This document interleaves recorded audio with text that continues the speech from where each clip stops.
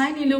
हाय आज आमने सामने हाँ, बहुत ही अच्छा लग रहा है। आप लेकिन हमारे घर आए, खुदा की कुदरत, कभी हम आपको तो कभी अपने घर को देखते हैं। नहीं, बहुत मजा आ रहा है, लेकिन कुछ अजीब भी लग रहा है क्योंकि क्यों? फोन का ड्रामा नहीं है एंड देन आमने सामने है तो हम कोई रोक टोक नहीं, जितना चाहो बोल लो, किसी भी टॉपिक पे बोल लो, खुल के बोलो। हाँ खुल के बोलो। मुझे बोलने दोगी तब, या मुझे मेरी सुनने वाली हो कि अपनी सुनाने वाली हो? ऐसा कब हुआ है कि तुम कुछ बोलना चाहती हो और मैंने सुना नहीं है? हाँ। और दुनिया में सब कितना सुनाने लगे हैं, और तुम भी सुना लो भाई, जरूर कुछ इतनी ही चटपटी बात होगी जो तुम अपना पेट नहीं संभाल पा रही हो, तो प्लीज शेयर करें आप। अरे नहीं बाबा, I am in fact feeling like too much Sulji these days.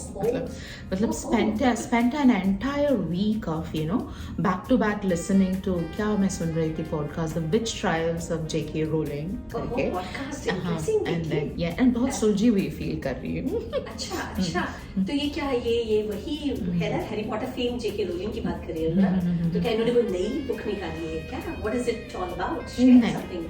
No, not a नया book। मतलब तुमने सुना था क्या कि वो ट्विटर वाली controversy, she commented something on Twitter and then वो बुरी तरह उस controversy में फंस गई थी around 2.5 years back।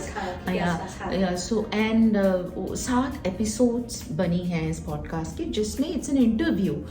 They are interviewing her and she has her say what happened before, what happened after, and पूरा topic को analyze किया जा रहा है, and पूरा जो क्या बोला intolerance level in the world, कैसे people are not tolerating any nonsense anymore, उस पे है ये पॉडकास्ट। खुल के क्रिटिसिज्म पे आ जा रहा है, उनको काफी क्रिटिसाइज किया गया था। I know she commented something on transgenders, तो पूरी I think LGBTQ community and their liberal supporters all over the world came down harshly on her, मतलब उनको छोड़ा ही नहीं था बिल्कुल भी। I remember. Yeah, you're partly right, but she didn't make any derogatory comment on in general on transgenders. I know, सब agree किया। There was a lady called Maya Forstater, somebody who worked in a corporate in UK, and वो एक नई law बनने वाली थी UK में, something that put women and transgender in the same compartment. जो Maya Forstater, she was against it and she went against it because of that she lost her job और something. So J.K. Rowling came in support of this Forstater woman. सिर्फ उन्होंने support किया। Yeah, so she just said, I am with you, Maya Forstater. I agree with you. Yeah, and I believe in taking the middle path too. मतलब I think she said that transgenders cannot be, I think, women. What? Women transgenders cannot be. There is a difference between women and transgenders. I totally respect all transgenders who feel that they are women, but I won't be uncomfortable sharing a restroom with a transgender. कुछ ऐसा था। कुछ कहा था ना, जिसमें I remember she was severely trolled by the media, बिल्कुल, and brought down to the muddy ground from all her glory as a writer. बिल्कुल, but there was no mercy for J.K. Rowling। मतलब शायद वो कोई अगर unknown name होता तो शायद कुछ भी नहीं होता, लेकिन क्योंकि वो इतना known face है, इतना known name है, तो मतलब सब पीछे पड़ गए थे बुरी तरह से। उनको भी हाइप मिली इस कंट्रोवर्सी से, लेकिन इनकी बेचारी की इमेज एकदम डाउन और कितना डीमोरलाइज हुई होंगी। बिल्कुल। बट ये क्या कह रहा है, लेकिन this is an organisation, and organisation is called FIRE, मतलब foundations of individual rights and expression. हर इंडिविजुअल की पूरी राइट होनी चाहिए अपना एक्सप्रेशन रखने के लिए। They are the ones who have sponsored this podcast. लेकिन ये क्या कहा जा रहा है, विच ट्रायल ऑफ J.K. Rowling, जिस पुराने जमाने में वुमेन्स को विच बनाया जाता था और उनकी ट्रायल करते थे, जैसे मैसाचुसेट्स, सेलम में बहुत करीब है या कनेक्टिकट के, तो डिक्लेयर हो रही है। So she's talking about how she was witch hunted even before this was just a transgender controversy before। जब उनकी बुक्स रिलीज हुई थी तो उन्हें स्कूल्स में पढ़ने नहीं दिया जा रहा था, क्योंकि there were Christian organizations who were against these books. So magic की बात नहीं कर सकते। This book is it is the propaganda for witchcraft and wizardry. So this book has to be banned. तो ये मुझे बिल्कुल नहीं पता था कि Christian organisations did this, so even उसकी भी बात हो रही है। एंड देन उनके साथ क्या हुआ जब when she uttered something like this on Twitter, पूरी दुनिया उन पे कैसे हावी हो गई थी, यू नो, उसके बारे में ये हो रहा है। मतलब तो उन्होंने कुछ ड्रीम किया, कुछ आइडिया लेकर आई, कंसेप्ट लेकर आई, बड़ा फैंसी सा लेकर आई, अनमैजिक, बच्चों को बहुत अट्रैक्ट किया, पूरी दुनिया को अट्रैक्ट किया। हाँ, लेकिन कुछ लोग ऐसे भी थे जो Christians, so they are talking about how she has been witch hunted for all her whole life, and it's not just her.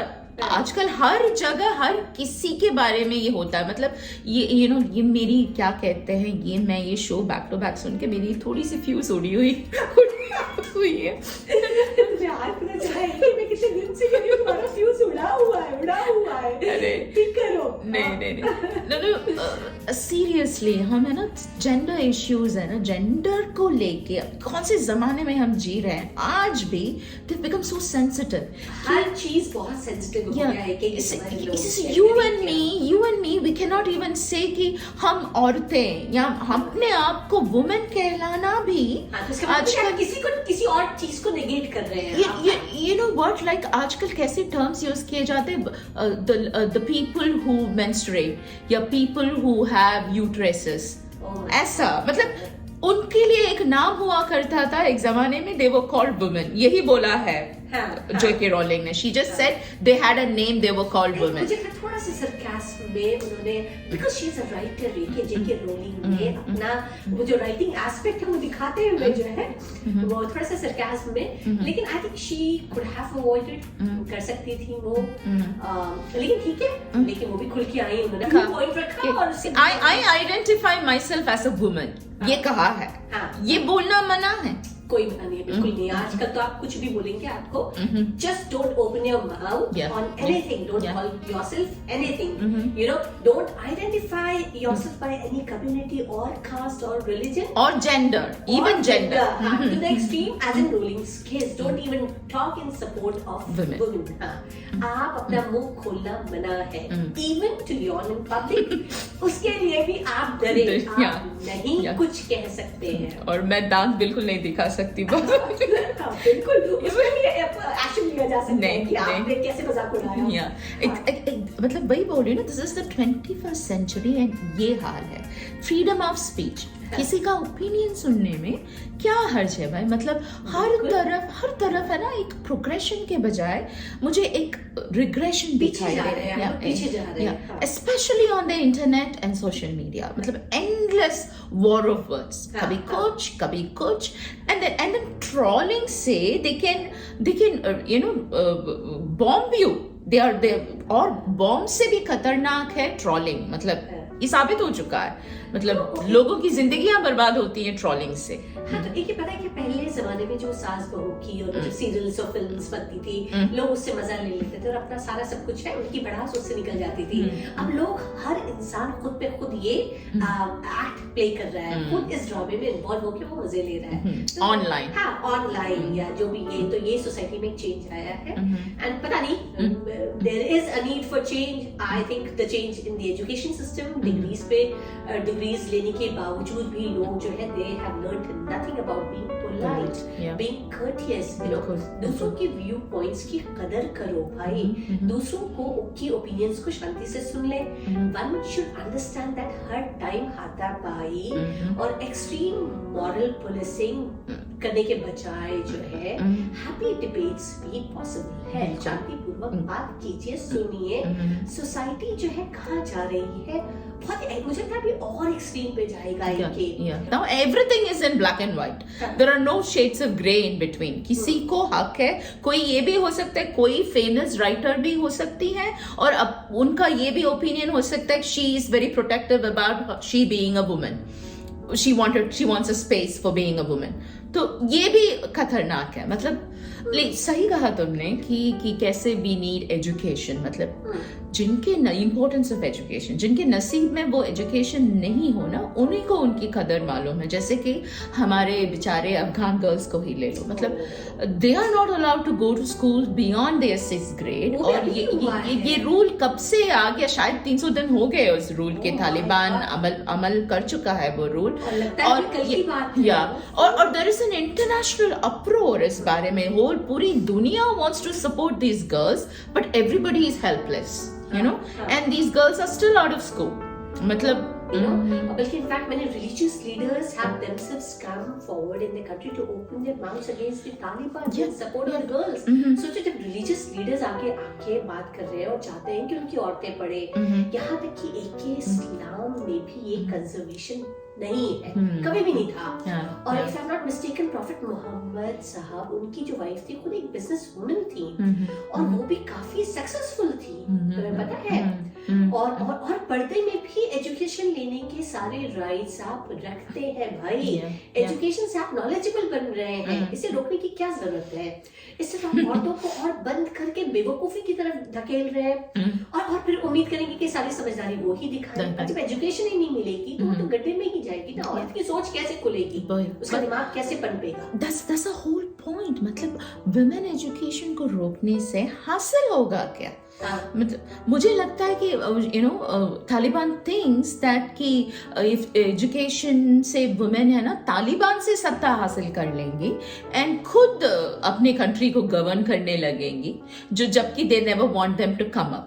And और I think this is in a way right. अगर Taliban ऐसा सोच रहा है तो this is possible कि ऐसा बचकाना law that 6th grade के बाद बच्चियां स्कूल नहीं जाएंगी, ये खुद साबित करता है तालिबान के बारे में कि true awakening in a society comes when the woman is able to free all her shackles. मतलब education is the first step towards her coming up in life, and through her the whole nation, मतलब वो जब आगे आएगी तो पूरा, and Taliban तो ये कभी होने नहीं देगा, है ना? बिल्कुल एग्जैक्टली, सही सच्ची जागृति नारी से ही पॉसिबल है, बिल्कुल घर की औरतों से ही पॉसिबल है, and she is the mother who is going to shape the mind and the mentality of generations to come. अगर उसका दिमाग पनपेगा नहीं तो समझो इंसानियत को आगे बढ़ने का मौका नहीं मिल सकता है। And the Taliban are without any doubt they are extremely cunning. Taliban चाहता ही नहीं कि वो ऊपर उठे, वो बाहर आए, वो अपनी वॉइस लेके आगे आए, वो समझदारी की बात करे, ताकि उनको उस पे इम्प्लीमेंट करना पड़ जाए किसी बात पे। And they just want to make sure that they keep ruling and enjoying like the kings of the Middle Ages, and absolute totalitarianism, democracy and freedom and human and gender equality rights सब तेल लेने गई, उनके सामने ये सब तो है ही नहीं, कुछ भी नहीं है, बहुत पीछे है वो तो भी। बहुत मॉडर्न रहा है हमेशा से, है ना? स्मार्ट ऑर्गेनाइजेशंस में इतनी सारी organisations, the Russia issue and then US पहुंचा, वहां पे इतनी सारी एनजीओज मौजूद है वहां पे, तो वुमेन जो है अच्छी पोजीशंस में आ गई थी, and they were in working बहुत बदलाव हुआ था, शुरू से ही बदलाव हुआ था। कुछ साल पहले तक they were, अगर सोसाइटी में एजुकेशन नहीं होती तो ये पॉसिबल ही नहीं था। तो ऐसी एक हालत थी, लेकिन अब ये नया लॉ लाया गया है, and this already educated women who were in positions, they are asked to resign their posts। मतलब कोई भी international organizations, United Nations ले लो, UNESCO ले लो, कुछ भी ले लो, WHO ले लो, किसी में कोई भी women अगर किसी इस पे पोस्ट पे है, then she has to resign that post।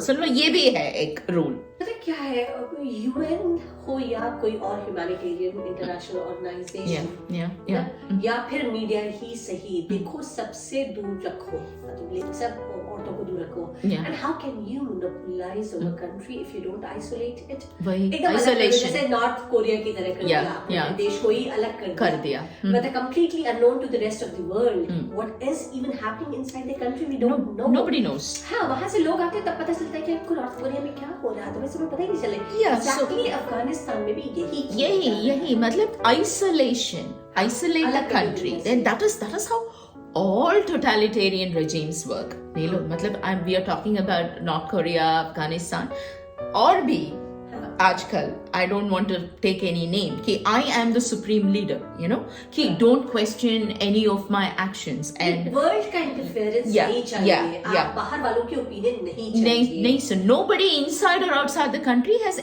any rights on any of the going ons in my country. मेरी कंट्री में क्या हो रहा है तुम अपने अखबार में वो छपो भी नहीं, छपाओ भी नहीं. And ऊपर से glorifying your own nation कि we are unique. हम हमारे कल्चर यूनिक है. We are the only humans in the world and पूरी दुनिया हमारी दुश्मन है. यू नो, ग्लोरीफाई करना वो अच्छी बात है कि आप अपनी कंट्री को ग्लोरीफाई कीजिए, लेकिन आप जो गलत चीजें हैं वो ना करके ग्लोरिफिकेशन में ही लगिए ना. बिल्कुल, उस पर इंप्लीमेंट कीजिए, आप उस डायरेक्शन में जाइए. और देखो बात देखिए, रोलिंग फ्रीडम ऑफ स्पीच और जेंडर इश्यूज और एजुकेशन से करते करते हम घूम फिर के आ गए पॉलिटिक्स पे. जैसे कि हम हमेशा आ जाया करते हैं पॉलिटिक्स पे. और अगर तुम्हारा अनुमान इंटॉलरेंस तापमान सही है कि इंटॉलरेंस पे बिल्कुल तापमान बहुत हाई हो चुका है, बिल्कुल सही है और बहुत पिटने वाले हैं क्योंकि हमें पॉलिटिक्स की बहुत nobody will tolerate us. पूरी टेम्परेचर इंटॉलरेंस की बहुत ज्यादा है और हम पॉलिटिक्स पे से ले आए, हमने कुछ कह दिया है. नहीं, पॉलिटिक्स और देखो एजुकेशन दोनों की बात जब की तो मुझे याद आया, इनफैक्ट अगर हमारे देश में ना भी खास तौर से पॉलिटिक्स में एजुकेशन अगर मस्त कर दें कि हाई प्रोफाइल डिग्री से इसे कनेक्ट करते हैं कि you need to have this high profile degree to you know join politics, तो हमारे देश की पूरी जो तस्वीर है वो बिल्कुल बदल जाएगी. बिल्कुल. इनफैक्ट पॉलिटिक्स में entrance tests and competitions and different rounds of debates कर दे तो और जो सही में डिजर्विंग कैंडिडेट हो वही देश की बड़ी बड़ी पोस्ट पे बैठे, you know, as simple as that. तो उससे क्या होगा कि केपेबल और टैलेंटेड लोगों को ही मौका मिलेगा जो कि देश के फ्यूचर और प्रोग्रेस के लिए एक दिमागदार कंट्रीब्यूशन कर पाएंगे.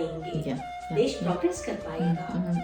तो ये तो बिल्कुल करना चाहिए जो तुम्हारा पॉलिटिक्स में. नहीं, you just see the reality that we are living. देखो ना पॉलिटिक्स में कैसे कैसे लोग आते हैं, गुंडों से लेके सोसाइटी के ठेकेदार जो है पैसे लेके कोई भी घुस सकता है. जिनके पास पावर है, मसल पावर है, और या फिर ब्लैक मनी का पावर ही ले लो, कुछ भी. एजुकेटेड आदमी तो सीधी तरह से जिंदगी गुजारना चाहते हैं. मतलब क्योंकि पॉलिटिक्स में इतनी गंदगी है, इतनी मार पिटाई है, इतना कंट्रोलिंग है ये फील्ड कि आम आदमी ना पहले से ही अपना हाथ खड़े कर देता है कि उसकी बस की बात नहीं है ये गुंडागर्दी एंड ये कंट्रोल करना. बहुत कंट्रोलिंग हो गया है.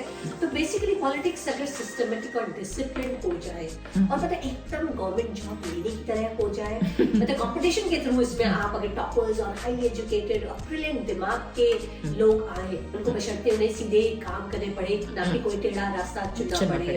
हाँ, तो बहुत ही चेंज हो जाएगी, हमारा पूरा पॉलिटिक्स चेंज हो जाएगी. टेढ़ा रास्ता है ना, पता नहीं है ना ये टेढ़ा रास्ता कब पॉलिटिक्स का अटूट हिस्सा बन जाता है. मतलब कैसे हमारी सोसाइटी तो बहुत सुलझी हुई है, आम आदमी सीधा साधा है, कैसे बन जाता है ये. और आम आदमी सब जनता तो कभी ऐसा एक्सपेक्ट करते ही नहीं कि इनफैक्ट सबसे ज्यादा इसमें वही आम आदमी तो पिसता है.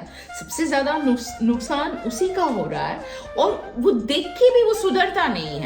एंड वो देयर इज यू नो कि जैसे ठूस दिया जाता है वोट्स के लिए.